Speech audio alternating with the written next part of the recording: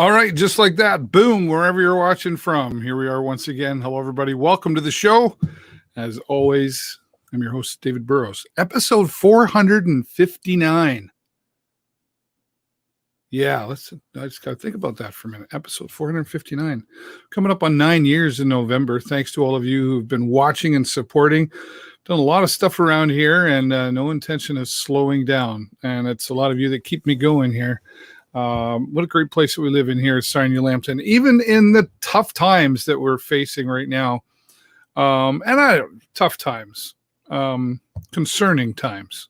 How tough do we really got it? Happy Monday, everybody, wherever you're watching from. We give a shout out to our friends in the United Kingdom. If you're watching, we've got some friends all throughout the United States. Here in Canada, of course, and South Africa, too. Let's say hello to South Africa for watching as well. And wherever you're watching from, please take the time to say hello in the comments section. Just say, hey, David, like Barry Loxton there. He just said, good afternoon, David. Good afternoon, Barry. Thanks for being here again. We're going to have some pictures from Barry that we're going to share in a little bit.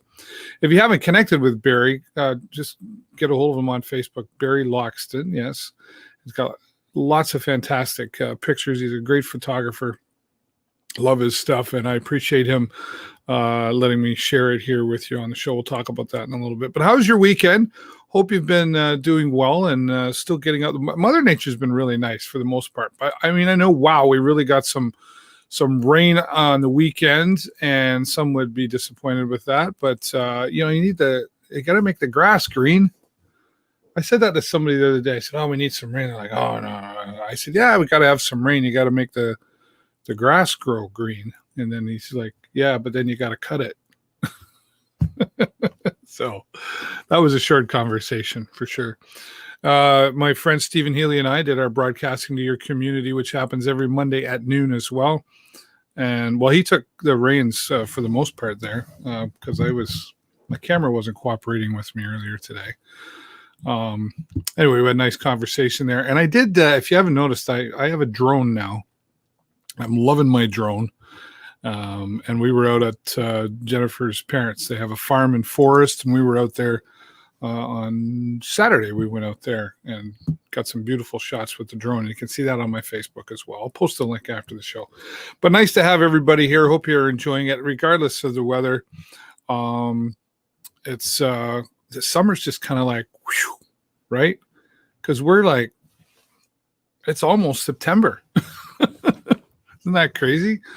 Right? But winter, Christmas, am I allowed to say that yet? Oh, some people are swearing at me right now. Chris is going, no. So wherever you're watching from, make sure you take the time, say hello in the comments. And when we're talking with our guest who's coming up here in just a few moments, feel free to ask the questions and share your comments as well. I want to talk about this, of course, though, coming up this Sunday. I wish I'd have been that guy who thought that one. August the 23rd, races will begin at 6:30. 2 o'clock in the afternoon. I messed that up. 2 o'clock in the afternoon. But then on the 29th, we'll be having races on in the evening on the Saturday. And we'll be talking more about that with Colin Vandenheuvel and myself, with my son. And of course, we can't forget Gary, Colin's dad as well. We'll be having father versus son races. For lawn tractor racing, and you want to check that out. We'll be live streaming it, of course, but it's nothing like being there in person. So hopefully you can come out and join us for that. We'll be talking about it during the week on the Facebook as well. I don't know why I've been calling it the Facebook lately. The Facebook. It's just Facebook, right? Where would we be without Facebook? Could you imagine? All right. Some people were disappointed, I would say, on Sunday with the weather, the rain, the storm that came down earlier in the day. Of course, the 43rd annual float down was unofficially scheduled to take place. And the weather kind of deterred some of that. There were still a few hundred people that came out later, I guess probably around 1 or 2 o'clock in the afternoon. I didn't get out there. I was hoping to get out there with the drone, but didn't make it out there. But Barry Loxton got out there with his camera, and you can see some of the things that some of the pictures here. Let me see if I can make that a little bit bigger here. give you a better view. There you go. So you can see that they were out there. The Coast Guard was there, and the police were there, and some of the floaters were there. Right now, I don't know how you feel about this. I mean, if you go on Facebook, there's lots of debate going on about should or shouldn't be allowed. I got mixed emotions about it, but COVID-19 this year, with all that going on, it's just a different thing happening with it right this year. But didn't hear anything really horrible that happened, and first responders were all out there just in case. The helicopters were flying around. And but I do go back to I think it was 2016 when about 1,500 Americans were blown over to the Canadian side, and we took them back on our dollar, because that's what we Canadians do, right? We do nice things like that. So all in all, I guess the float down went pretty well. A few hundred people compared to a few thousand people typically. I don't know. If you're going to do it, just be careful. That's all I can say. Serenity's out there. She says, hi, Dave. See you Saturday for the ride. Yeah. Hey, Serenity. Nice to see you popping in there as well. Thanks to Barry Loxton again for all the pictures here. I think I got a few more. Yeah, here's a few more pictures. You can see people coming out and enjoying the nice part of the day. And some beautiful shots there under the Blue Water Bridge. Thanks again, Barry, for all those pictures.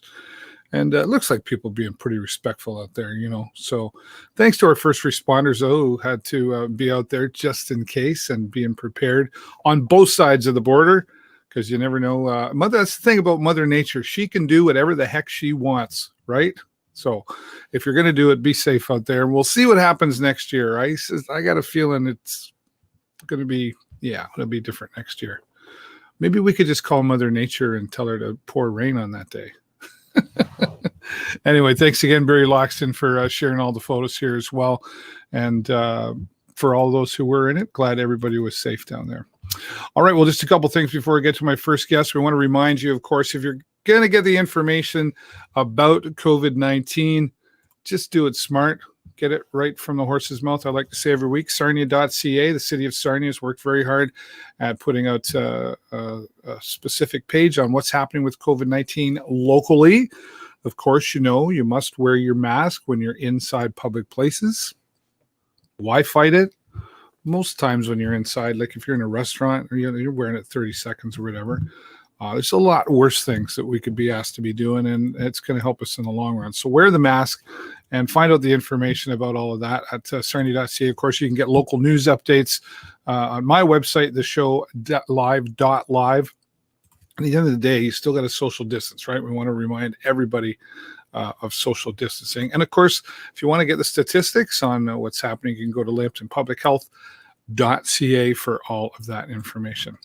All right. Well, I've got one guest today, and it's an important guest because we want to talk about some motorcycle safety and unfortunately a tragic accident that happened recently back in May. And we've got Chris Krauza, who is here joining me. Thanks, Chris, for being here today.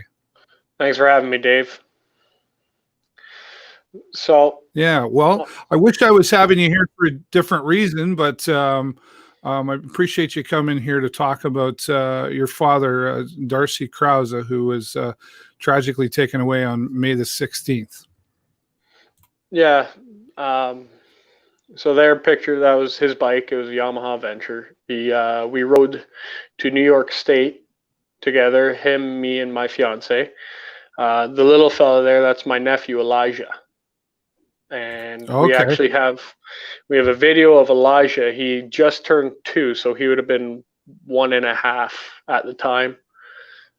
We have a video of him sitting perfectly still for about 15-20 minutes on the back of Dad's bike the morning of the accident, because Dad was cleaning the bike up. And I'm sure all the parents out there with kids know how hard it is to keep a 1-year-old still for more than 5 seconds.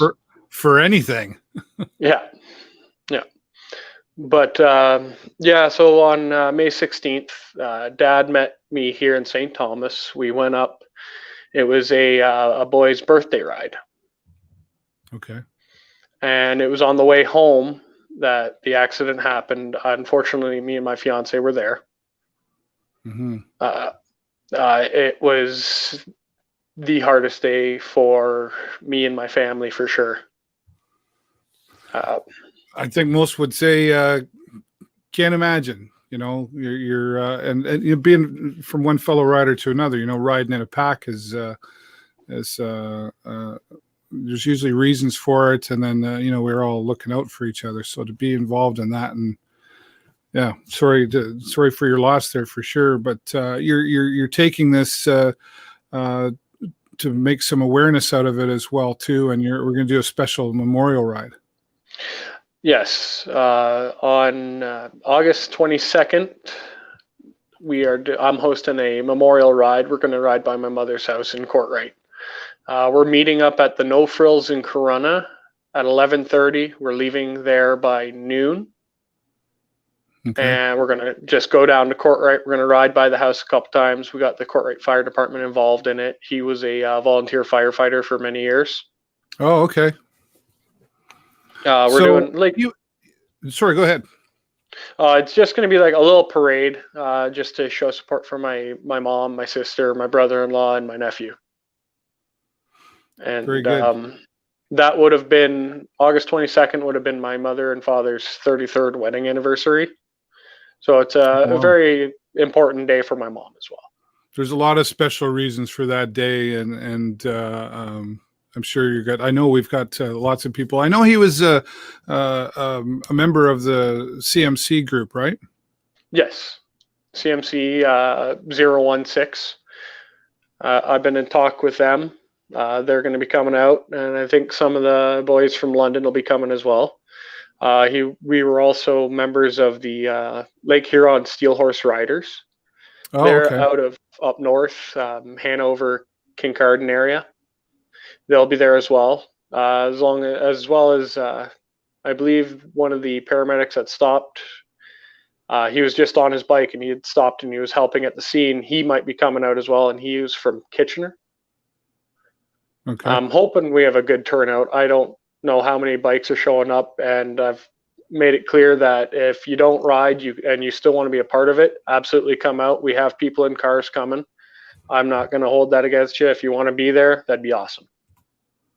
Yeah, well, I think, you know, the community we live in around here in Sarnia-Lambton is a great community. I think you'll be pleasantly surprised at the number of folks that will show up for that. And I mean, your dad, I only met him once very briefly, but he's been riding for like 40 plus years, right? So he's talked to a lot of people and established a lot of relationships, I would imagine. Oh, yeah. I can remember we went out east together. He went out east first. I came out about a month or two later. We were working in Newfoundland, and I got off the flight, got on the bus to head to camp, and I've never been there before. First 5 minutes, first guy who saw me on the bus, he looks at me and he just goes, "You're Darcy's boy, aren't you?" And yeah, I could never escape that. I was always known as Darcy's boy. Right. Yeah. This is a motorcycle here that this was. I noticed the bow on the back of that bike. Talk about how this bike came to be. Well, Dad had always had, when I was a kid, he'd always had an old Goldwing. It was a great bike, comfortable, but it was starting to show its age. Right. And at the time, he was working at Bruce Power up Kincardine Way, and he became friends with Bill Tennyson, who owns Tennyson's Yamaha. And Tennyson had a Yamaha Venture and would let Dad ride it all the time. And Dad fell in love with the bike right away. And he kept talking to Mom about it and talking to Mom about it. And finally, Mom, she went out and actually bought that bike for him as a surprise. And every Wednesday up there, they would get together and go for a ride, go somewhere for dinner. And Mom had been up there at the time, so they had presented him with that bike. And it's hard to see, but he teared up quite a bit in that picture. Yeah. It was an amazing bike, and he had rode that bike everywhere. Yeah. We went down to Florida. We did Thousand Island region in New York. Yeah, I think he went to Pittsburgh on it a couple times, and it was a great bike. He was very happy with it. Lots of traveling, yeah. Yeah. And what do you ride yourself? I have a '04 Yamaha Roadstar 1700. Oh, nice. Nice. I see you've got Yep. some friends here. Serenity Judson, several of his brothers and sisters from 1592 Millwrights will be there to honor him and pay respects to your family. So they're going to make the trip down to give the support, right? So that's fantastic, Serenity and 1592 as well. What's is this picture here with the fish? Was your dad a fisherman as well, or? Not so much. It was when we were out east, we got the opportunity to go cod jigging. So we spent an afternoon out fishing together, and it was it cost us a tank of gas for the boat, so like $20. Okay. And the guy who took us out, we only got 5, and he felt kind of bad. So every night after that, him and his buddies would go out, and all he would do is clean the fish up, bring them to us. So we ended up leaving there with probably 20 pounds worth of cod fillets. Just with the way our work rotation went, we were working 14 12-hour shifts, and we'd have 7 days off. But for 7 days off, we'd be back in Ontario. Every once in a while, they'd have to shut power down to the site, so we'd get a random day off. We went to Signal Hill. We did George Street Festival, which is kind of like St. John's version of Bayfest, but George Street's famous. Okay. It's 2 city blocks long, 25 bars. Wow. Yeah. It was a good time. That would keep you busy for the day. Oh yeah. Chris, let me ask you, you know, we want to talk about, obviously this is a tragic situation, and you know, again, appreciate you coming on here to talk about the ride and what's happened. And obviously, you know, motorcycles are a big part of your family, and but you know, we always talk about moving forward with when accidents occur. How were you doing? Have you been back on your bike? Yes, I have been, not as much. I've had a hard time getting the motivation to get back on the bike. Yeah. I've done a couple trips because I live in St. Thomas. I've rode it down to Courtright a couple times, and I've rode around St. Thomas a little bit, but nowhere near as much as I used to. Right. It's just one of those things. It's taken a bit of time. It's getting a little easier to get back on the bike. So you'll continue to ride? Oh, absolutely. Yeah, I know. There's no way my father would want me to stop. Yeah. Yeah. And your mom and I mean, you've got lots of family around and lots of support by the sounds of it. Oh yes, absolutely. I got some of the best friends in the world. I got lots of family. I call them every day because I'm an hour and a half away. So I talk to my mom every day. I talk to my sister every day. Even my coworkers have been exceptional. I know a couple of them are coming out for the memorial ride as well because they ride. Right, right. Well, it's good to have support and growing through something like this. We talk about the awareness of motorcycles, you know, often, and what do you want to say to people who maybe don't ride, or maybe have a message to those that do ride as well? What's your message to them? Pay attention. Like, bikes are hard enough to see. I've missed bikes on the highway, and I've been riding for almost 10 years. Yeah. Always look 2 or 3 times before you pull out. Always listen for a bike. I know some of them aren't always loud, but you always look. Don't take any chances. Like, if you're coming up to a curve and you were trying to pass somebody, wait. This was a absolutely tragic accident and never had to happen. It shouldn't have happened, but these are the cards I've been dealt. I would hate for this to happen to anybody else. Just, people need to pay attention, take your time. Mm-hmm. You're in care and control of a vehicle. It is not hard to kill somebody in a vehicle. And that goes for other cars as well. Yeah. We got to and slow down, right? We're often in a hurry. Oh yes. And, We probably don't need to be in as much of a hurry as I know when I'm on my motorcycle. I always say that, right? I'm like, hey, I'm never in a hurry. I'm out here enjoying myself. So what do I want to be in a hurry for? And both cars and motorcyclists need to be responsible on the road absolutely. at all times, right? Yeah, Absolutely. Now, your boy, when he grows older and wants to ride, what will you say to him? My nephew, that's a Or call wait, up your for nephew? Sorry, yeah, that's up to my sister. I yeah, talked to her about that. I reminded her that he's going to see Uncle Chris on a motorcycle, and he's going to want to be a part of that. It's in his blood already. He yeah, knows what to do when he puts his throttle. yeah. But she's warming up to the idea of allowing him to ride, and I explained to her if he is interested in riding, I will absolutely teach him to ride because my father taught me to ride, and that's Right. probably the only reason I'm still here. Yeah. Well, and there is I'll give a shout out to the Learning Curves course here in Sarnia, and it's a safety course, and it's how you get your license now too. But it's worth taking, Absolutely. just to get some of that extra knowledge and experience from those who've been riding and doing it for a long time. So, Chris, is there any final message that you want to put out there today? I know this can't be easy for you, so I appreciate it. I don't want to keep you too long. Just everybody needs to slow down, enjoy their time with each other. You never know what could happen, right? Life is short. Enjoy it. Cherish each other. And I hope to see as many people out August 22nd as possible. It will be, I know it'll mean a lot to my mother.